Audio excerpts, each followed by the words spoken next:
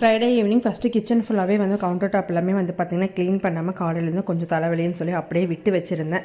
சரி அதெல்லாம் க்ளீன் பண்ணிடலாம் அப்படின்னு சொல்லிட்டு அதுக்கு முன்னாடி வந்து பார்த்திங்கன்னா ஹஸ்பண்ட் பால் ஆர்டர் பண்ணியிருந்தாங்க. அது தெரியாமல் நானுமே வந்து பால் வந்து ஆர்டர் பண்ணிட்டேன். சரி ஃபஸ்ட்டு அந்த பால் வந்து நான் ஆர்டர் பண்ண பால் காய வச்சுட்டு ஹஸ்பண்ட் ஆர்டர் பண்ண 1.5 லிட்டர் பால் வந்து பார்த்திங்கன்னா பால்கோவா பண்ணிடலான்னு சொல்லி அதை வந்து ரெடி பண்ணிட்டேன். பால்கோவா பண்ணுறப்பவே வந்து பார்த்திங்கன்னா சைடில் வந்து குட்டீஸுக்குமே வந்து தோசை வந்து ஊற்றி கொடுத்துட்டு இருந்தேன். அப்படியே ரெடி பண்ணி ஒரு பவுலில் வந்து போட்டு வச்சாச்சு. அப்போ ஹஸ்பண்டோட ட்ரெஸ் எல்லாமே மிஷினில் போட்டிருந்தேன். ஊருக்கு போகிறோம் அப்படின்னா இருக்கிற எல்லா வேலையுமே முடிச்சு வச்சுட்டு தான் போகணும். அதனால் வந்து எல்லாமே க்ளீன் பண்ணி வச்சுட்டு அதுக்கப்புறம் குட்டீஸ்க்கு எங்களுக்கு எல்லாமே தோசை ஊற்றி சாப்பிட்டாச்சு. நைட் டின்னருக்கு வந்து பார்த்திங்கன்னா ரொம்பவே சிம்பிளாக தோசையும் அதுக்கேற்ற மாதிரி தேங்காய் சட்னி தான் வந்து ரெடி பண்ணியிருந்தேன். பாப்பா கிட்டே கேட்டால் என்ன வேணும் அப்படின்னு சொல்லி அவள் தேங்காய் சட்னினா சரி ஓகே சிம்பிளாக நமக்கு ஈஸியாக வேலை முடிஞ்சிடும் அப்படின்னு சொல்லிட்டு குட்டீஸ் கூட்டிகிட்டு நாங்களுமே வந்து டின்னர் முடிச்சாச்சு. ஃபைனலாக கிச்சன் கவுண்டர் டாப் எல்லாமே நீட்டாக க்ளீனுமே பண்ணிவிட்டேன். எப்படி இருக்குன்னு சொல்லுங்கள். தேங்க்யூ ஃபார் வாட்சிங். Keep supporting.